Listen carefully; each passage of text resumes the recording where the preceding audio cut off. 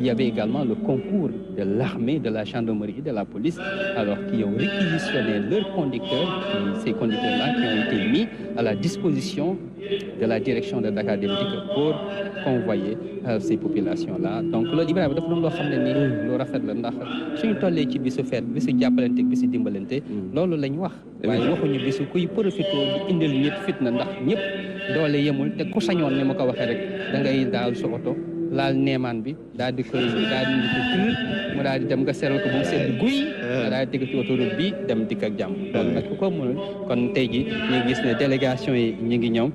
ça nag c'est l'arrivée du président de la République, le président Bassirou Diomaye Diakhar Faye. Nous reconnaissons la limousine présidentielle qui est en train alors de s'immobiliser ici au niveau de la grande mosquée de Dakar et qui sera certainement accueillie par les autorités. Donc Ibrahima ni ñu ko gisee nii nes tuuti nag moom bu ñëwee rek grand imam bi moom mooy ñëw waaye kon ñu teewlu yegsi gi nga xam ne ni moom la njiiti réew mi président Bassirou Diomaye Diakhar Faye egsi fii nga xam ne nii moo doon jumaa ju mag ji Ibrahima. Effectivement, donc à l'image l'arrivée du cortège présidentiel Bassirou Diomaye Diakhar Faye et d'un moment à l'autre cela sera dans l'enceinte de cette grande mosquée pour pouvoir sacrifier à la tradition. Comme vous le savez, c'est un moment de solidarité. Et nous avons reconnu sur ces images le maire de Dakar Plateau, Alioune Ndoye, qui est donc l'hôte de ces hôtes. C'est parce que c'est comme qu'il reçoit ses hôtes, mais ceux qui viennent également, alors c'est leur hôte. Nous avons donc eu l'honneur de recevoir ici cette délégation de la délégation présidentielle conduite par le chef de l'État, lui, président Bassirou Diomaye Diakhar Faye, comme il l'a fait à la prière de l'Aïd el-Fitr, Korité. Il est revenu ici pour la prière de la Tabaski et accueilli par les autorités et ses collaborateurs. Effectivement, Seigne Hali, et là, vous avez par devers vous cette note venue de la direction de Dakar Dem Dikk qui précise que 9000 personnes ont été finalement transportées vers l'intérieur du pays. Vraiment, c'est quelque chose à saluer et vous l'avez dit. Et c'est toutes les 14 régions du Sénégal qui ont été desservies. Justement. Aucune région n'a été mise à côté. Effectivement, toutes les 14 régions ont été desservies et les bus Dakar Dem Dikk étaient positionnés dès les premières lueurs de l'aube au niveau du terminus Liberté 5 pour permettre à ceux qui veulent voyager très tôt de le faire. C'est le président de la République donc moom la ñu gis ni Ibrahima mi ngi yegsi tout de blanc vêtu ngir teewee li nga xam ne nii moom moo doon jullik tabaski gi ñu ko ci ndokkeel di ci ndokkeel itam réew mi di ci ndokkeel itam kilifa diine yëpp di ci ndokkeel itam mbokk jullit yëpp ak mbokk ñi ñi bokkal réew mi yëpp ndax mel na ni julli gi nag ñëpp a ko bokk feet gi ñëpp a ko bokk kon ñi ciy ndokkeel ñëpp di teewlu rek egsi gi nga xam ne nii moom la jiite réew mi de président Bassirou Diomaye Diakhar Faye egsi fii nga xam ne nii moom moo doon jumaa ji ñu koy dalal nag mi ngi noonu itam di julli gi nga xam ne moo doon julli nuyoo jàkka ji ñu gis ne ci peggam itam ñu ngi ci gis le maire l'ancien ministre Alioune Ndoye qui est maire de Dakar Plateau, qui est donc l'hôte de tous ces pèlerins qui sont venus pour effectuer cette prière. Nous avons vu qu'à côté du chef de l'État, il y a son directeur de cabinet. À sa gauche également, nous avons le grand Serigne de Dakar, que nous avons également d'autres autorités de la République, d'autres autorités religieuses, d'autres autorités coutumières qui viennent comme à leur habitude effectuer ces prières ici, sans oublier le corps diplomatique accrédité à Dakar qui chaque année également alors nous fait l'honneur de venir prier ici Ibrahima. Effectivement, Seigne Hali, si vous le permettez, nous allons saisir cette tribune pour nous incliner devant la mémoire de ces journalistes disparus. Et moi, je pense vraiment à Ahmed Bachir Kounta, vraiment Ahmed Bachir. yàlla na ko yàlla yërëm te xaree ko àjjana ñu doon partagé fii ak ñeneen ñoo xamante ne ñu ngi fi woon daaw ñaan yàlla atte leen ci yërmandeem bu ko defee ñaanal ñëpp rek umma bi comme ni nga ko waxee képp koo xamante ne teew nga fekk soxla rek yàlla na ko yàlla saafaral ñaan jàmm ci biir Sénégal ak meññeef yi nga xamante ne feeñ fi yàlla na ko ñëpp jëriñoo amiin Ibrahima yàlla na ko ñëpp jëriñoo ñuy bàyyi xel itam ne ku tudd tabaski itam tudd gàtt yi ñuy lewetal xar yi tudd itam la nga xam ne ni itam moom la ci ànd ak moom léeg-léeg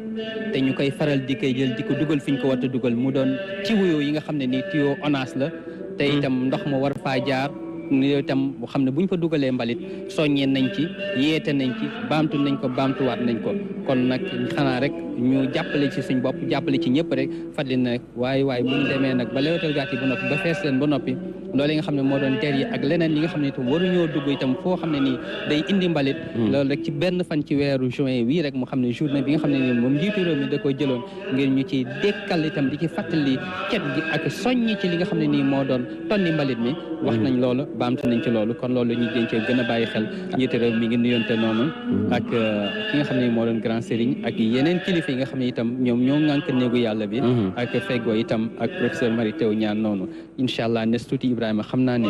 imam ratib dina ñëw moom bu ñëwee itam ñu takbir itam rek daal di jublu ci li nga xam ne nii moo doon sunna si Ibrahima. Effectivement sëñ Xaali da nga laal point bu am solo muy acte de citoyenneté bi nga xamante ne tey bu ñu naan nit ni jikko parce que ki nga xamante ne moo di suñu référence Seydina Muhammad sallallahu alayhi wa sallam ma dégg ci waaraatekat yëpp kilifa diine yëpp ñu ne yàlla taggu ko ci lenn dul jikko kon jikko jooju ngay wax noonu dafa am solo ci jamono joo xamante ne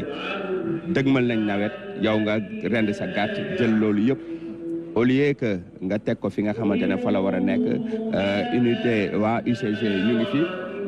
war a ñëw ramasser loolee lépp yow nga jël ko dem teg ko ci égout boo xamante ne ndox bi bu ñëwee fa la war a jaar donc loolu il est important à chaque fois ñuy soññ nit yooyee di leen di fàttali ne lii ngeen di def seen bopp ngeen koy def parce que bu fatee ndox bi bu refulee sa kër yi la jël donc loolee nag je pense na que l'islam danaan nañ fàttali ko doon fàttali dina jëriñ mais aussi moi je pense ne que am na loo xamante ne bu ñu demee di fàttali di sensibiliser ba ñu të moi je pense qu'il faut sanctionner aussi parce que loolu tamit dafa bokk ci liy jubal société. waaw te itam xam nga day jubal société te dafa am benn triptyque boo xam ne nii fi mu nekk nii miin nañ ko mooy jubal ak jubanti kon nag bu ñu nekkee ci loolu tombeeg jamono jooju mu nekk lu ñuy dundal te itam l'islam itam santaane ak cet te itam l'islam tere kuy lor mbokk jullitam mbaa mbokk doomu aadamaam suñu réew itam di tere loolu kon ñuy baamtu loolu di ko fàttali ne loolu dafa doon loo xam ne ni gënul comme nous l'avons donc dit nous sommes à quelques jours de l'hivernage, Inch'Allah, par la grâce de Dieu. Et nous célébrons aujourd'hui l'Aïd el-Fitr avec les moutons qui seront immolés. Il est absolument à éviter de mettre certaines parties qui vont obstruer les canaux d'évacuation parce que ça va créer des problèmes au service de l'assainissement. L'ONAS a sensibiliser les structures également qui s'occupent du nettoiement ont sensibilisé. Le chef de l'État également a présidé le 1er juin dernier cette journée de nettoiement pour que tout un chacun fasse preuve de patriotisme et que également que tout un chacun sache qu'il est absolument à éviter ces débris qu'on va mettre là et ces détritus qu'on met quelque part et qui vont